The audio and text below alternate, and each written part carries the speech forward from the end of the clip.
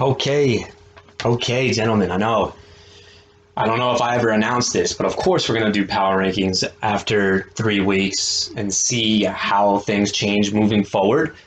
For those of you that are new, the way I break this down is the bottom seven. I just kind of give a quick recap on why I think that those teams are in the bottom seven, and then I give a detailed report on the top six teams and why I chose them inside the top six.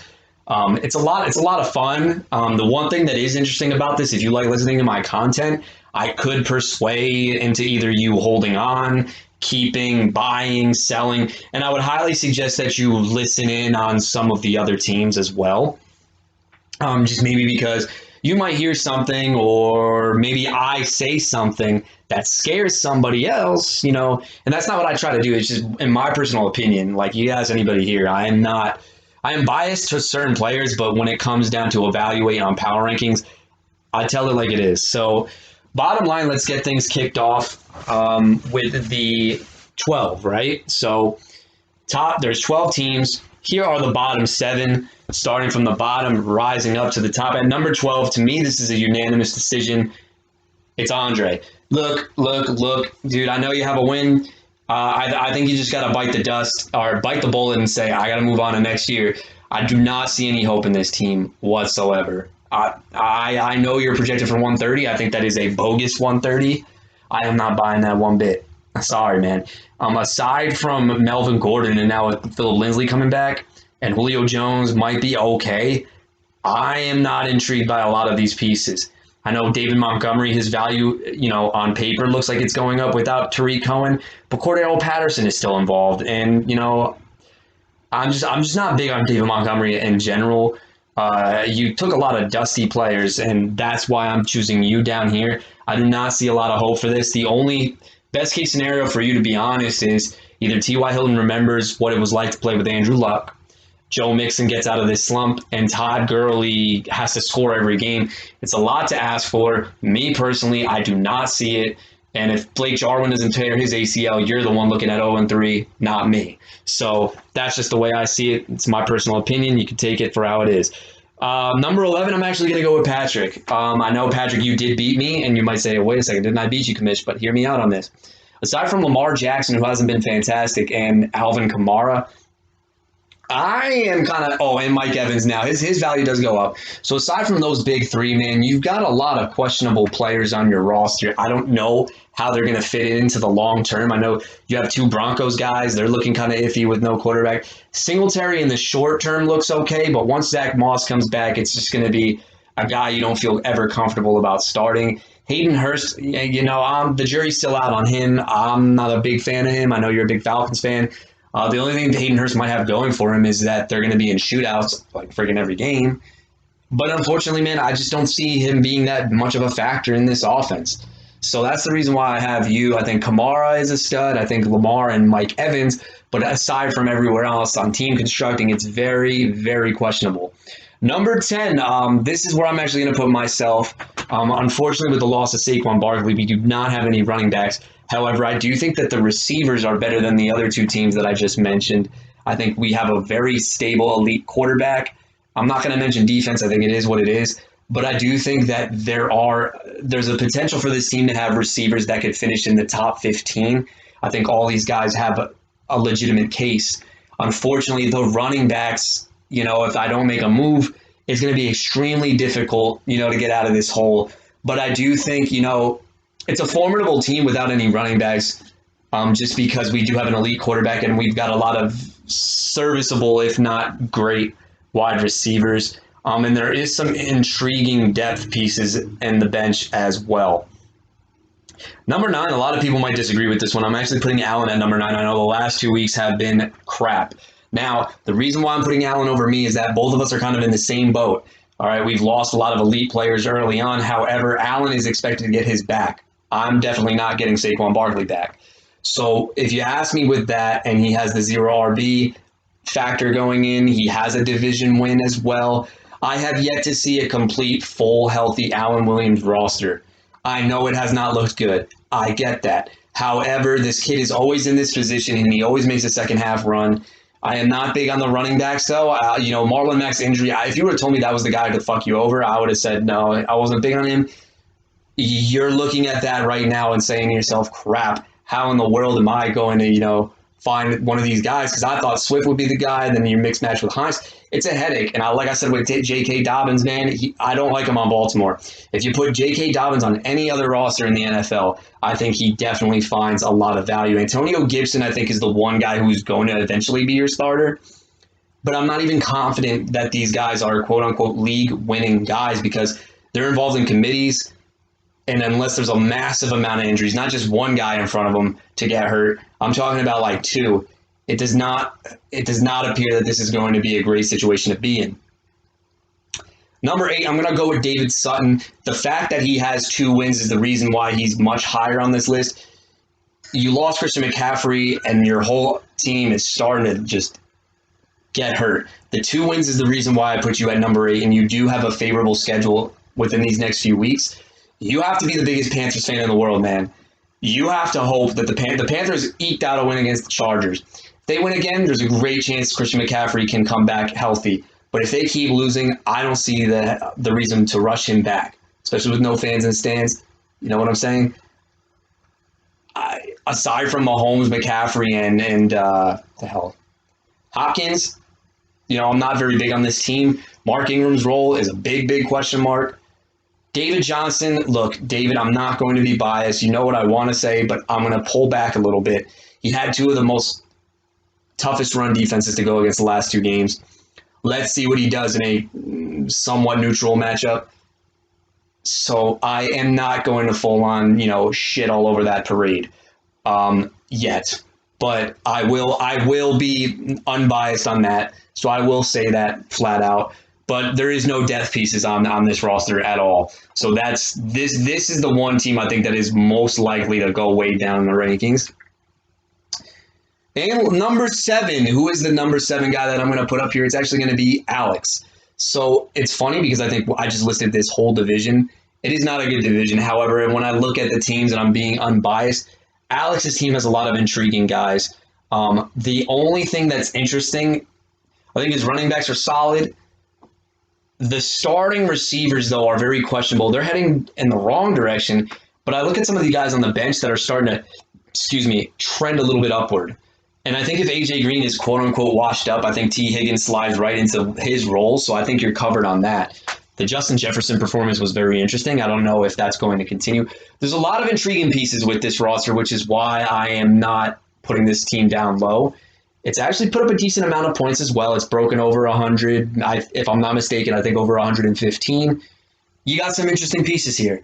And I do think that, if there is one of these teams to quote-unquote win out in the division, I would say based on injuries alone, I'm going to have to go with you. And the fact that you didn't draft a whole bunch of dusty players as well. I'm going to have to go with you, man. So that is the way I call it on that. That is my bottom 7. Now, let me say, if you were to personally, ask me which teams would have the best to kind of move up into the top 6, I would say that Alex would definitely be in there.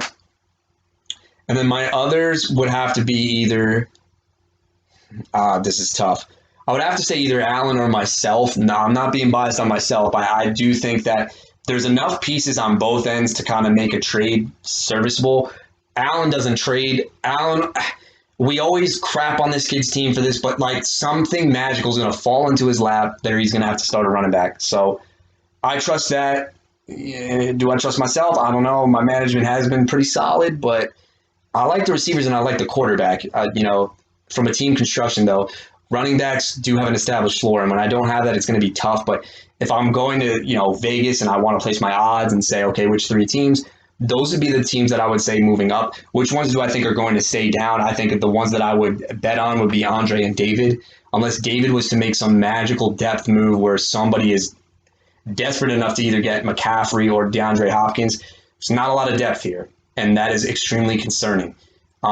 If you find David Johnson and Mark Ingram in the right matchups, maybe, but Ingram is not even he's splitting with 3 guys. So I can't get that confident on that. Mahomes gives him a chance, though. So I don't think this will be number, if you told me this team comes to 12th place, no, but it's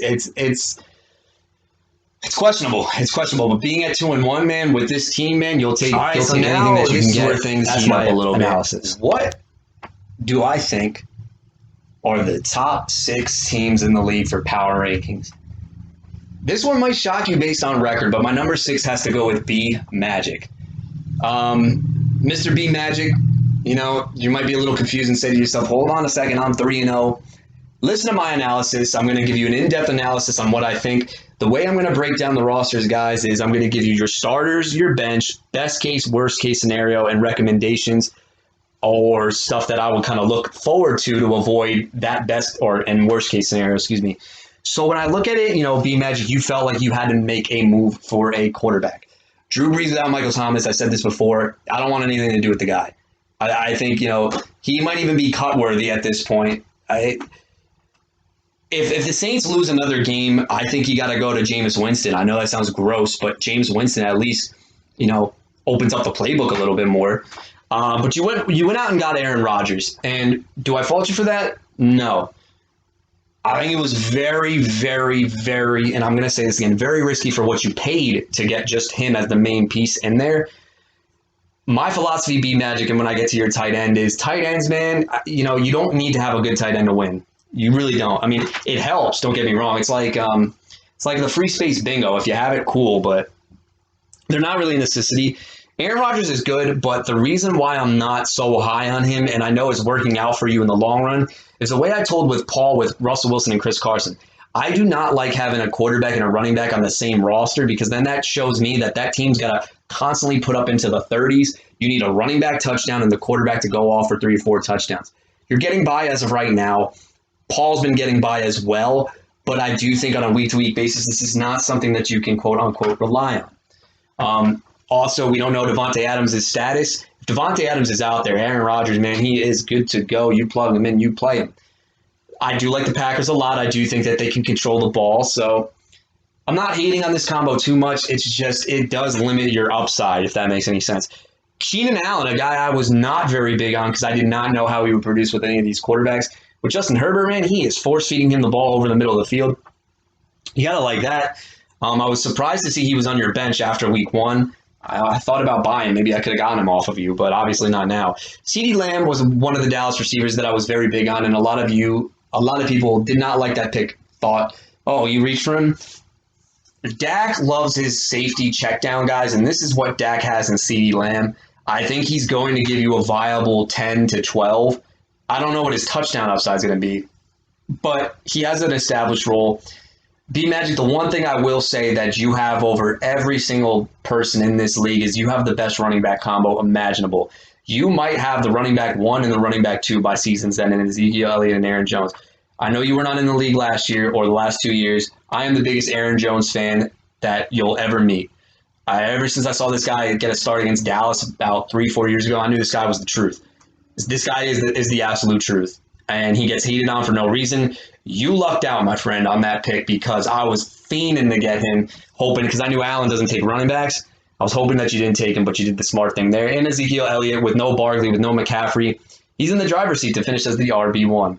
Tyler Higbee, this is what I'm trying to mention to you. Tight ends don't mean crap, and you don't want to play the guessing game with them. Look, I don't have a tight end, and I'm obviously 0-3, so for you to listen to what I'm saying to you sounds very hypocritical. But they're really not that good. The problem with tight ends is there's only a few tight ends that can get it done without scoring touchdowns on a week-to-week basis. It's Kelsey and it's Waller.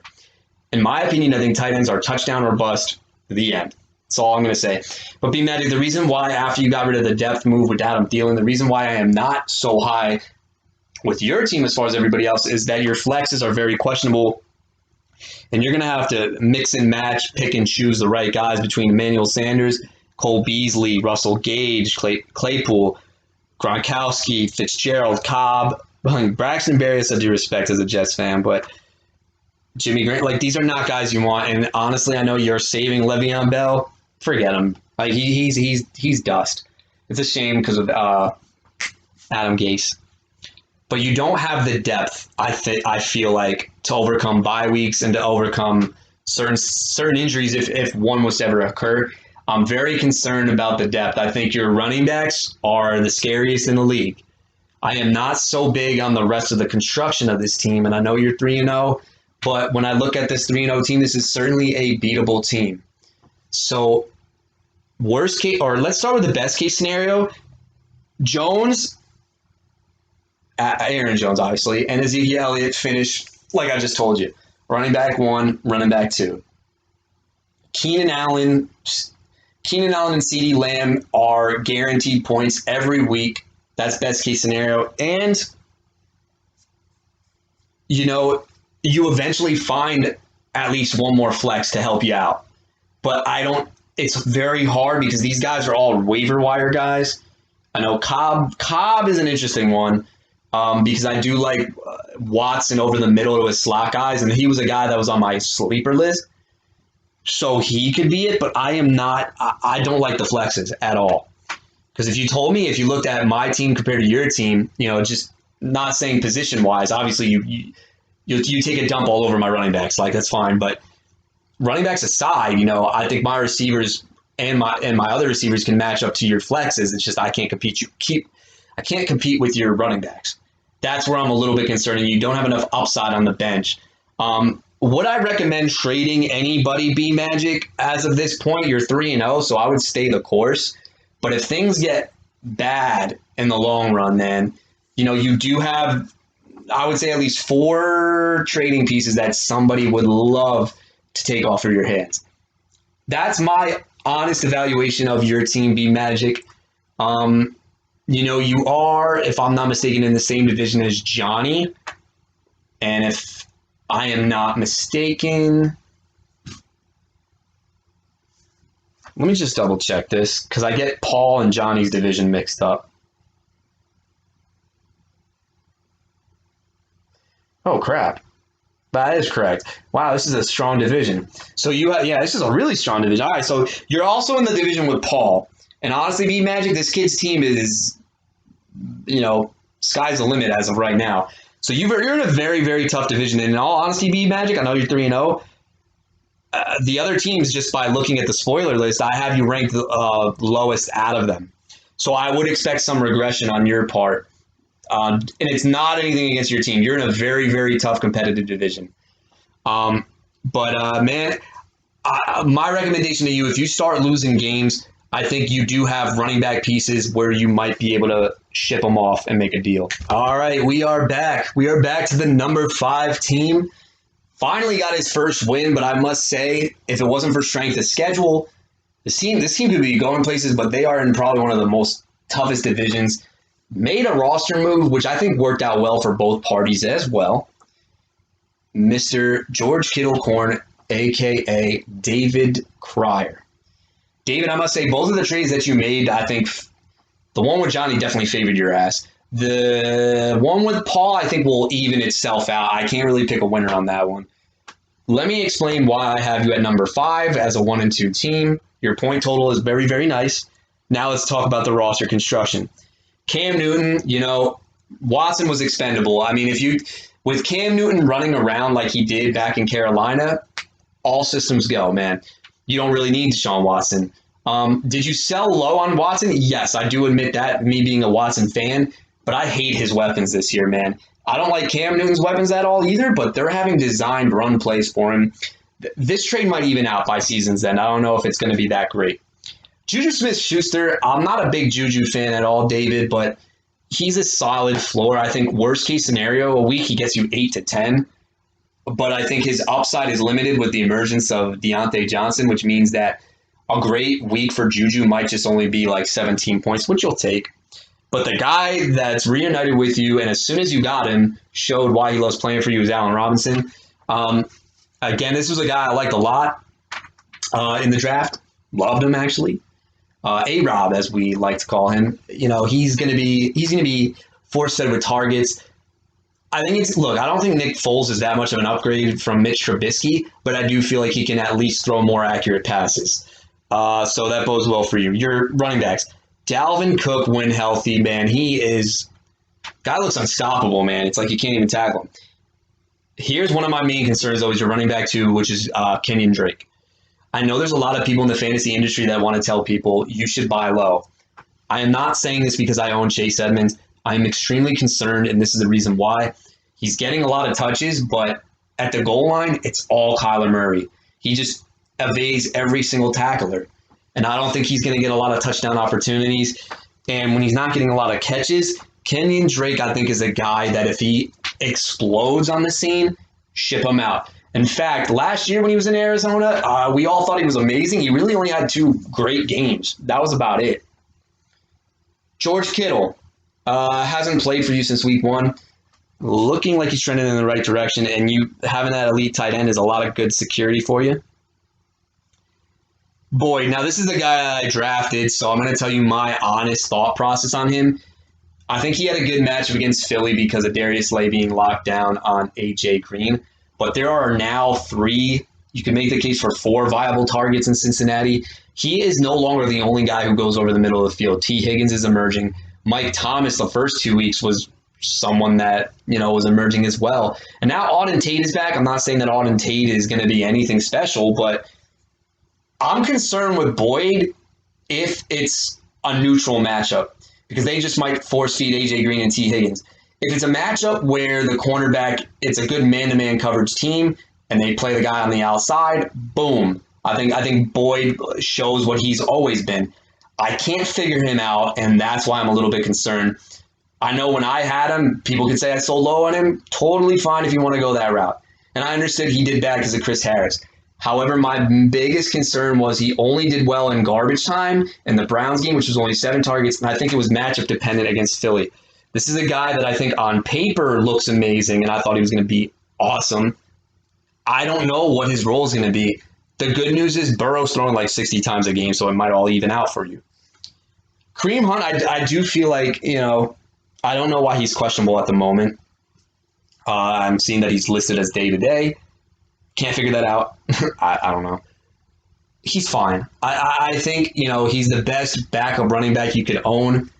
I actually had a trade that I wanted to get him off of your team, but I don't know about this injury anymore. So that's the way I see it. I think your starting lineup is very, very viable. What do we have on the bench that I like? Ronald Jones, if you've known me, I can't stand the guy. James White, look, I don't want any New England back on point blank. Curtis Samuel, I guess in real life he's interesting, but I don't. No, thank you. Adrian Peterson, fill in for buys, I guess. Lazard is the guy I told you in week 1 that we should start looking into, and this is a guy that, with Aaron Rodgers, man, he could be really good. Cordero Patterson with the projected 10.32. I would actually want him on my team, but he doesn't have running back eligibility. Devonta Freeman, no, I still think that's a waste of a bid. Tom Brady, okay. Goddard, I don't know what his status is. Coleman, I still think sucks. And you have the Saints D. So Cryer, best case scenario, man, what do I think about this, man? Your receivers work out well. Dalvin Cook stays healthy. And your flexes give you a substantial floor. I think you have a very good mix. Honestly, I think when I look at this, I think your running backs have the most upside if they hit on a given week. Drake, I'm concerned about. But I think your receivers and the tight end added in there when he's healthy give you such a substantial floor that I think your point total, man, is always going to be within 125 and up. I think the only way this team does not break that is due to buys or injuries or some concern. Like I said after the draft, I don't know if I mentioned it, but I was talking to everybody. This was a team I thought was a playoff team. It was right after the draft. And I know you had Metcalf. I know you don't have him anymore. But maybe you look for a depth move because I think with COVID and injuries, if you feel like it's even, go the depth route. And I think that's what you did there. And you want to trade with Johnny. I know John Brown was off to a good start, but again, I don't know how viable. And now he's hurt too. So I don't know how viable that's going to be moving forward. So right now, I think your management is A1. I think there's a chance you could definitely move up. The thing that's really, I think, depending, one of the teams in your division might get fucked by making the playoffs because it's such a tough division.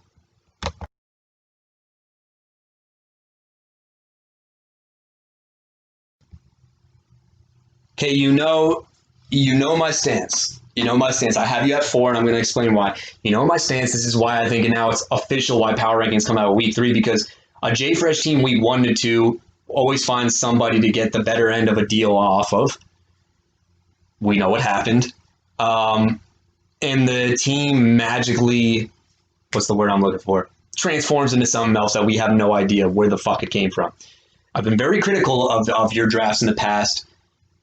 When we started out, you used to be a phenomenal drafter, and the management, you got rid of the wrong sell high guys. Now it's reversed. You did have some interesting draft picks later on. One of them I will definitely mention in this podcast. But overall, man, this was, again, not a very good draft. However, management-wise, it's coming in full circle. Let's get into it. Now, first and foremost, if you had the middle or the back end middle, I don't know what you had, 7 or 8 picking wise. I think you had 8. This made sense to go double RB. I know the receivers were fine, and this year it's because I was drafting, you had to go receiver heavy, but in your case, if you found one of those guys to slip back to you, the way you could construct a team would be much better. So let's get into it. You're going with the upside of Deshaun Watson. You know how I feel about Watson. It's fine. I am concerned in certain games that his weapons can't seem to get open. I mean, they're really trying to make Will Fuller the wide receiver 1, and in certain matchups, it's just they've got to abandon that game plan, to be honest. Watson, though, like you said, has upside to put up 30+. He does. I think the reason why his floor is a little bit shakier now with the weapons, which is why I do feel like his floor might be 18 to 20, but he could just or he could just kind of explode. The running backs is where you really struck gold in this draft. And that's the only thing that it's like an A+ on running backs. I'm sorry, some woman is screaming outside. I don't know what the hell is going on. Anyway, so you have the running backs, you did a phenomenal job. Phenomenal, Jay. I got to give it to you. I think Derrick Henry with Austin Eckler, I told you after the draft, I love this combination a lot. You got the bruiser and you got the safe floor with Eckler. It's great. Now it seems as if Darrell Henderson is in the driver's seat. Did I call that? No. Honestly, I just looked at his highlights last year and I said, I don't trust this guy at all because I didn't see any sparks from him. Hindsight, well, maybe it was because they had Gurley and they wanted to see if they were going to keep him next year. I'll give you that. And I know people are big on his college, and I think the only debate now is it going to be Henderson or Akers long term? That's the big question. But maybe he's startable now. Okay. Jay, the reason why I can't put you higher, I love your running backs, and I'm probably going to talk with you about a trade. My main concern why I can't put you higher is when I say extremely, and I know people are brushing this off, I'm very, very, very, very concerned with all of your single wide receivers. I think a lot of them are trending in the wrong direction. Let me explain. Hold on. Okay. I want to start with the most obvious. Odell Beckham just doesn't have the passion to play football anymore. Tells Michael Strahan, I just didn't want to play it anymore. I think he's more impressed about being a celebrity. He does not care. You could say it's Cleveland, but bottom line is this: Baker and him will never be on the same page, and it sucks as a Baker Mayfield truther. It's really, really screwing over his development. You're always gonna say, "Oh, this is a matchup he should do fantastic in." It's just not working. We've seen this time and time again. The Bengals secondary, and again, he scored a touchdown. He didn't even care. This is a guy who used to show tons of emotion, and he's not showing it. I know you tried to give him a crier. Crier didn't bite. Nobody wants Odell Beckham, which is why you're in the shitty position that Coffee was in last year. You're forced to hold the damn guy. Speaking of another guy, I want to take my victory lap so bad. I really do on this guy, and I'm still concerned. It's Adam Thielen. What is going on with Adam Thielen? He is fake alpha. I'm going to say it right now. Fake alpha. I am going to take my victory lap. If it blows up in my face, talk all your shit. But I'm already seeing this is a guy I'm generally concerned on. His target share is still good, but guess what? Justin Jefferson popped off. You might say to yourself, great, now you can't double cover Adam Thielen. Justin Jefferson happened to maneuver around in the slot a ton, which means Thielen is being pushed outside, and now Chad Beebe is also getting slot snaps. This is a guy I try to get rid of immediately. I don't care. You say he's an alpha. Believe all you want. Very, very concerned with Adam Thielen moving forward. And considering they were getting blown out in Green Bay and he caught a great garbage time touchdown, fine. But maybe you want to say to yourself, well, if they're going to suck, then yeah, let me get all the garbage time in the world. The guy can't get open. He can't get open on outside. Justin Jefferson is the better buy because you can probably get him for cheaper, obviously, but very concerned there. Other receivers, Edelman. Again, I tried to tell you this. Edelman's floor is not what it was with Brady. I think you can only play Edelman in games where the Patriots are going to be trailing from behind, and they're going to have to be in pass-happy mode. We've seen 2 game scripts, 10 points and a neutral game script, or when they were up 27 or whatever he gave you in the Seattle game, and then he didn't do anything against the Raiders. Sorry to tell you I told you so. Jerry Jeudy, I think, is the only. It's funny because I do want this guy off your team. Jerry Jeudy is the only one who I think is trending up positively, but it's not even that good. Be point blank honest with you. It's not even that good, man, because his target share is going up, but like this guy's never going to have an established rapport with a quarterback. It really sucks for his development. So I talked about, I think, the running backs alone, I think, and me and you would make great chemistry in a trade. And I know this is not me trying to get a trade on you. We can talk about it. But if you look at it, I need running backs. And based on what I'm saying, you might not agree with it, but I think you need receivers. Going down, bench-wise, what do we got? Gesicki, I think, is okay. Oh, I didn't mention Mark Andrews is fine at tight end. Sorry. Carson Wentz, John Brown, that's another thing. He's injured. We don't know how severe it is. Boston Scott, not worth holding on to. You can drop Jordan Howard now, thank you. Raheem Mostert. The injury in the timetable, man, is just we don't know with this COVID crap and how long people are going to keep out. And then Fitzpatrick is a fill-in guy. Sterling Shepard, I don't think is useful at all. Denzel Mims, whatever. So this is why I have you at 4 and not higher. I think it's hilarious that you have both of the defenses on the COVID PPD. Quarterback and running backs, I think you're established for is phenomenal. But I think that your receivers lack upside, a lot of upside. Beckham should be the one. It's just not going to happen. I can guarantee you that right now. Thielen, again, I am generally concerned. He got bailed out for a touchdown. I know you'll take it and you'll say that, but dude, 5 targets only, dude. This guy, dude, I hate to say, no, I don't want to say it. I don't want to say it. I was going to say B Magic won the trade, but who knows? Look, I just been saying, like, I can't trust these guys. And now they're moving him out of the slot, dude. This is not good for him, flat out. And the other guys, you can only be based on matchup. And Jeudy, I don't think will ever hit his upside with crappy quarterbacks. So receivers are the main reason why I can't get too hyped on this team. Running backs, yeah, you love what you see. And we haven't seen December Derrick Henry. So that's just my thought process on it. Upside guys on the bench, do you have any? Moser's health would be the only one I would like highly consider, and John Brown's. I would say that a healthy John Brown might be your best receiver, Johnny. And this is not. You might think I'm crazy. I actually do think that. So it's my take.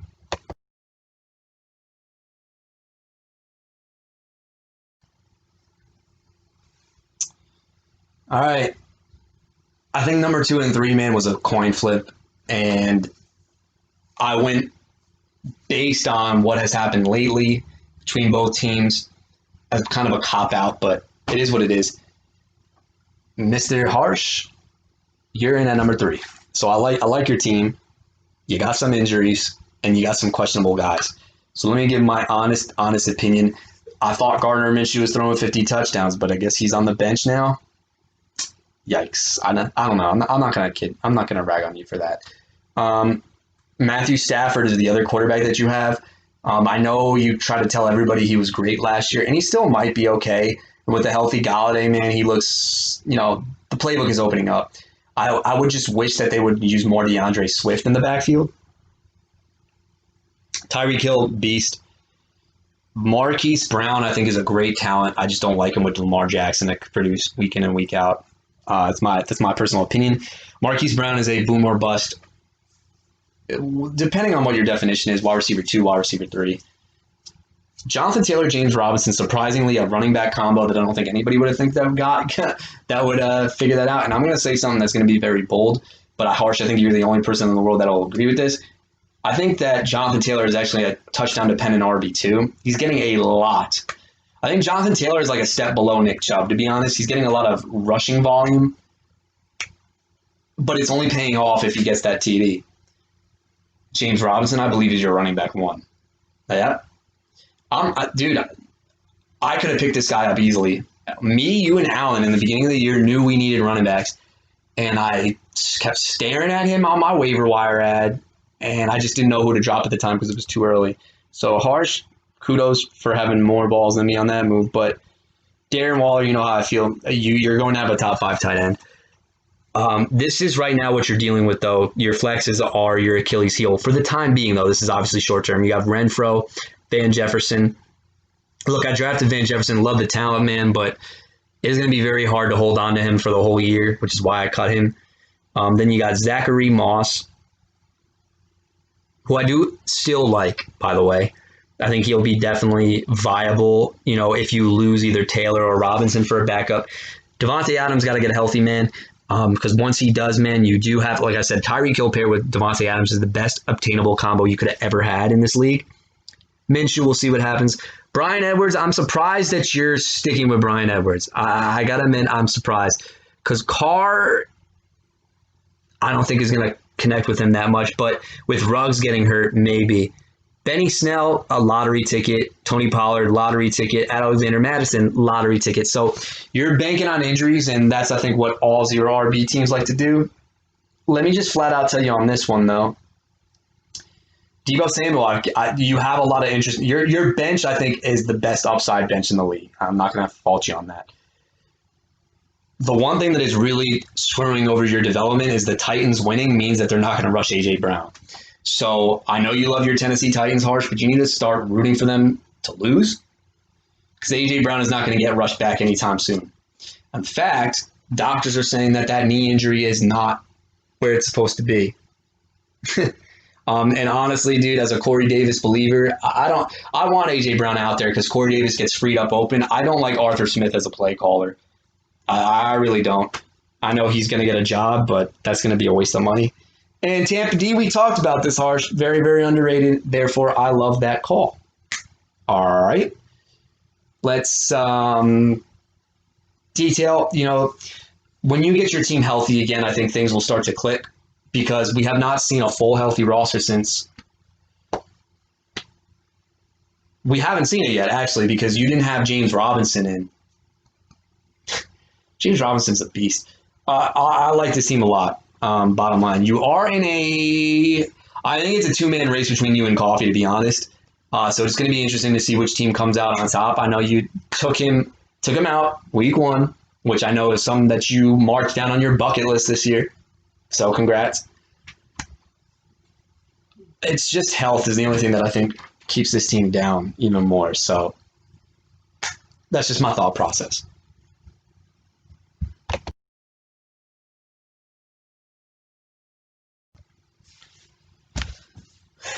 Well, gotta say, I don't think I was expecting to put you at number 2. I really didn't. But after the 170, whatever you put up on me, man, I gotta show respect. And you didn't panic after week 1 with Connor. I don't know if that's just you because you had Connor, so you didn't want to believe it. But it doesn't matter at this point. You didn't cave under pressure after the week 1, question marks, and you're putting up a lot of points. If I'm not mistaken, 128. So you're trending up in the right direction. So I got to show love there. Okay. Here's the only thing I'm going to be really upset about. This is what I'm going to be upset about. If you win another title without me making playoffs again, dude, I'm going to lose my fucking mind. I'm just going to tell you that right now. Dak Prescott. All right. He's good for fantasy. I get it. Will Fuller and who's this, Gallup? Okay. Will Fuller, Michael Gallup. I think the jury's still out on both of them. Fuller, let's see neutral matchups. He had to go against Baltimore. He had to go against Pittsburgh. He caught a touchdown in Pittsburgh. Still is going to get the #1 volume, and now their pass game schedule opens up. Got to like it for Will Fuller's. Outlook moving forward. Michael Gallup. I don't know what this pat like. My concern with Michael Gallup is he just regulated to deep threat role? That's my only concern because he hit finally in the Seattle game for obvious reasons, but I don't know. I don't know how they're going to use him. I don't know if he's buy low or if he's sell high. He's a guy that I still have question marks about because of CeeDee Lamb's role. Connor and Miles Sanders get running back one usage, which means that your floor is probably set at 12, worst case scenario, so you're fine at running back. TJ Hawkinson, I think, starting to come around. You have the wide receiver one in Calvin Ridley. Jerick McKinnon and Godwin, I think Jerick McKinnon's presence, makes it viable to wait on Godwin. And then your bench, I gotta admit, I don't know how you got all these guys for free today. I haven't checked the waivers yet, by the way. Well, I know who got them, but I don't know how many people bid for what. Robert Tonyan is an interesting flyer. Keelan Cole, bye-week filler guy. Greg Ward, I'm surprised nobody bid on Greg Ward. Jalen Guyton, I'm not big on that. Zach Pascal, if he plays a slot role, man, good for you. And then your defenses, I think, are solid. As of right now, I definitely do have you at 2 for a reason. Worst case scenario, though, is if you lose another receiver injury or even the running back injury, this team definitely starts having a lot of holes. And I do think, like we talked about, if you do have an injury, it doesn't look good. It doesn't look good because I know Fuller and Gallup might just be guys that can win you weeks, but on a week-to-week basis, they're still questionable for me. But I think the usage is better with Fuller than Gallup. Gallup, I'd say I'm more concerned with than Will Fuller.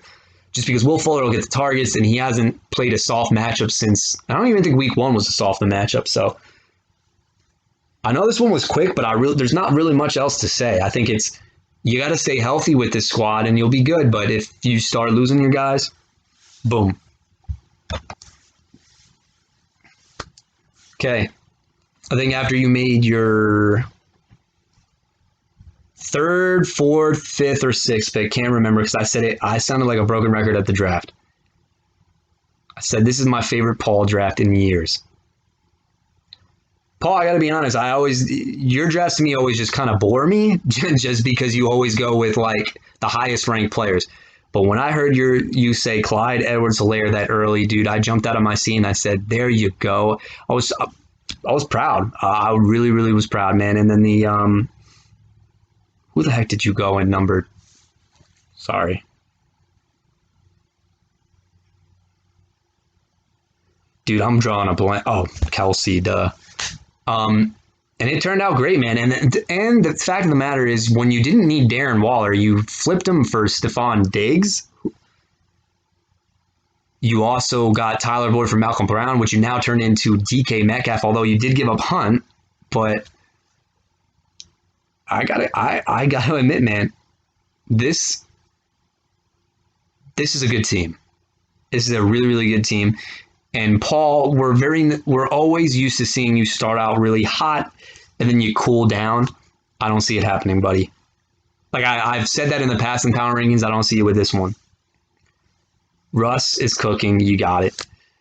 Cooper Kupp is fine based on matchups. I think his floor is only, though, 10 to 12. I think he's not getting the targets that you would like to see because the Rams are running the ball a lot this year. Metcalf, you wanted either him or Lockett, and again, I think the debate why both of them are going to be fine. Bottom line, Chris Carson, injury is a little bit of a concern, but you got the depth if he misses time. Edwards-Helaire and Travis Kelce are ballers. Stephon Diggs, love. Deontay Johnson was always on my breakout radar. Should have probably went with him in the 7th. So, yep. But even look at this bench: Myles Gaskin, Marvin Jones, Carlos Hyde, Jamal Williams, Golden Tate, Frank Gore, Philip Lindsay. I'm not big on Brian Hill. Mo Alley. I don't even know why you needed Mo Alley Cox and Ravens D. So I do think that worst case scenario, if you have 2 injuries, I think you're able to afford that, man. Like I like Myles Gaskin. As a fill-in guy, I know this is not the guy that you what's the word I'm looking for? He's not the guy that you kind of like expected. Like it was kind of like a $4 bid because I think week one that usage we didn't know it was going to happen, but he's very very floory, which you got to like. I gotta love how you're holding on to Frank Gore. How's he been doing? Yeah, it's kind of what I figured. But dude, and the smart pickup by Rashard Penny, man, you're just trying to lock up the backfield, but you didn't get Travis Homer. But anyway, congrats on the hot start. Do I think you're gonna come down from it? No. You hit on like every position that you hit on was breakout wise. And the trades have made your team so much better as well because you had so much depth already. Love what I see. That's my take.